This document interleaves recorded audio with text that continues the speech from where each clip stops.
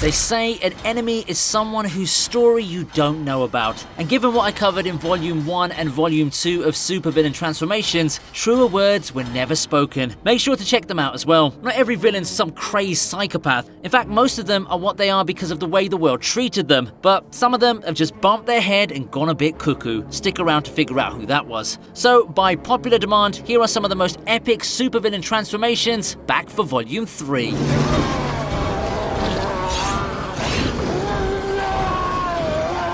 Kicking off our list is Bane from the 1997 Batman and Robin movie. Yeah, we know this isn't the best Batman movie, but the messed up process of transforming an ordinary human into a serum-pumped hunk was too good to miss. Also, is it me, or does that sound eerily close to how Captain America was created? Bane was initially a skinny murderer charged with life imprisonment. His transformation began with overdoses of experimental drugs being pumped into him through holes drilled into his skull. Can't, for the life of me, understand why anyone would think it would be a good idea to give a killer superhuman strength. This transformation marked Bane's first appearance outside comics. However, unlike in the comics, Bane didn't retain his above-average intellect and cunning, but was reduced to a far less than average IQ. This depiction was one of the many reasons for the film receiving harsh criticism. Who knew this hunky villain would reappear again with a deep and twisted backstory in The Dark Knight Rises? But then again, everyone had twisted backstories in that movie.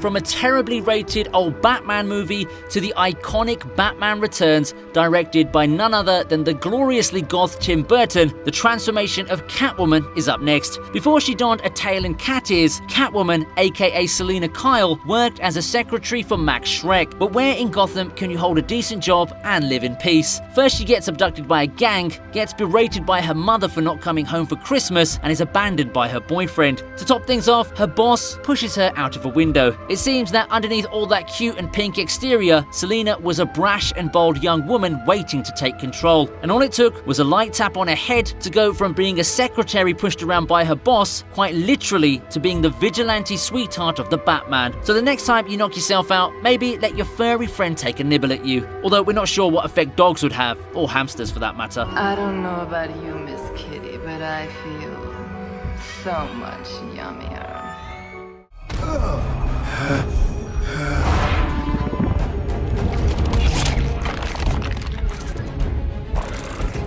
I'm sure we all thought about turning into some animal at some point in life, right? But if you actually had the choice to turn permanently, would you? Even if you would, I'm sure you wouldn't have been as psyched to transform as Bebop and Rocksteady. Making their debut appearance in live-action movies, Bebop and Rocksteady used to be ordinary human criminals. Like Bane, they get pumped with a mutagen which turns them into a rhinoceros and a little piggy. I mean, a warthog. According to Dr. Baxter Stockman, these animals are an enhancement of a dormant gene tying them to their animal ancestors. I guess that's just spirit animal in scientific. Despite the pain of the transformation, the two seem to enjoy the process. This could be because of the effects of their enhanced stamina and strength, but unlike Bane, this transformation hardly did anything to their intelligence. They didn't have much of it in the first place to begin with anyway. True to their nature, the pair continue their destructive and raucous fighting style, following orders and trying to, rather clumsily, take down the turtles. Well, I got a big bang for you.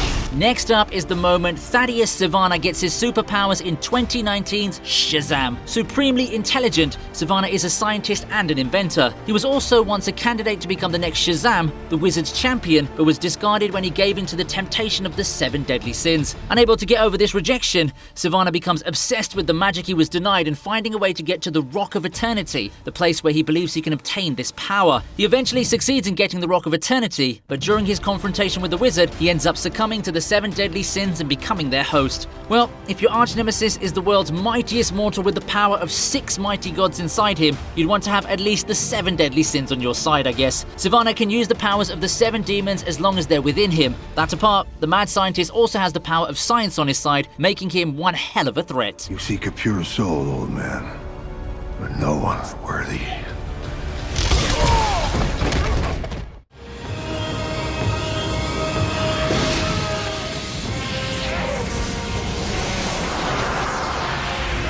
Based on a shockingly grotesque comic series, The Mask was set to be the new horror series in town, but given that Jim Carrey got the leading role, you can guess where this movie went. In the comics, The Mask was apparently created in the unknown past at an unknown time by an unknown tribe that originated in an unknown part of Africa. In other words, we don't really know much about the origins of The Mask, and Dorian Tyrell didn't even exist in the comics. In the movies, he's a rogue member of a casino gang. As cold-blooded as he is, it's actually the death of his best friend Freeze that pushes him to get hold of the mask. In a way, the mask only exaggerates and twists a person's existing traits with a touch of madness. So while Stanley just messed around and never really killed anyone with the mask on, Dorian goes full psycho. Even the appearance of the wearers was different. While the mask gave a comical and groovy look to Stanley, Dorian turns into a hunky, red-eyed demon, much like an evil Hulk. What a rush.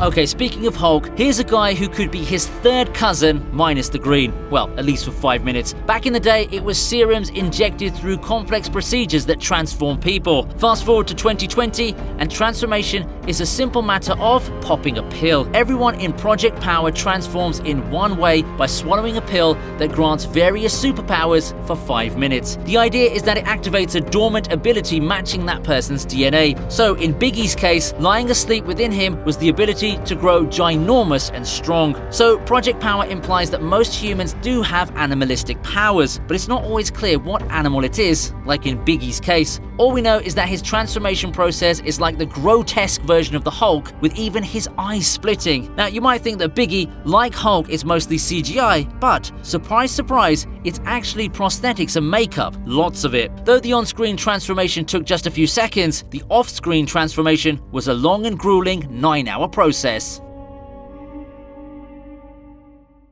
I believe your intentions to be hostile. I'm here to help. Stop.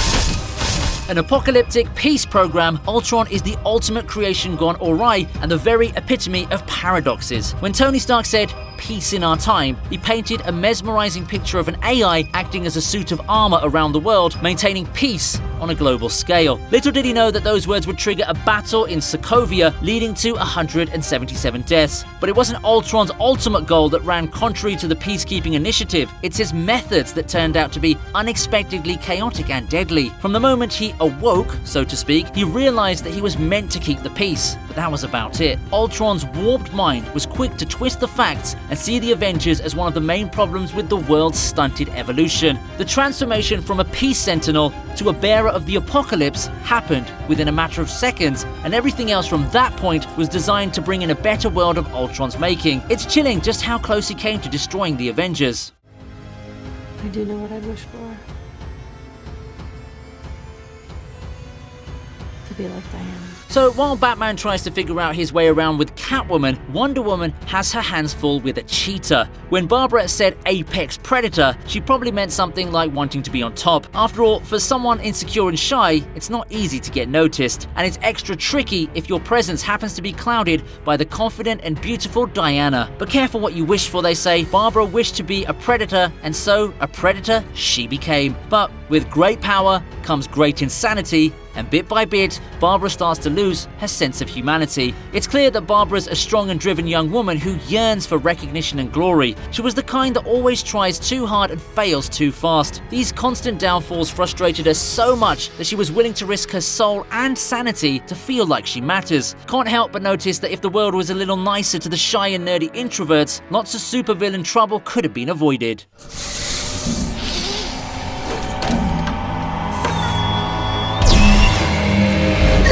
We saw several times how daddy issues contributed to creating supervillains, but topping off our list today is a scene where daddy became the issue and transformed into a supervillain himself. With Hulk being the strongest Avenger, no offense Thor fans, it's no wonder that his enemies also happen to be nearly invincible. In the comics, the Absorbing Man's defeated Thor on many occasions. David Banner, aka the Absorbing Man, was a genetics researcher who experimented on himself, kinda like Norman Osborn and Dr. Kurt Connors, and we know that didn't end well. At the outset, it's clear that David's unstable and unhinged, even without any serums or radiation, and being locked away for 30 years certainly didn't help his mental health. As he finds out more and more about his abilities and uses nanomeds and the gamma sphere to enhance those abilities, he descends further into crazed megalomania. Talk about overdosing on power, and even though he seems remorseful, he can't even manage to talk to his own son without picking a deadly fight.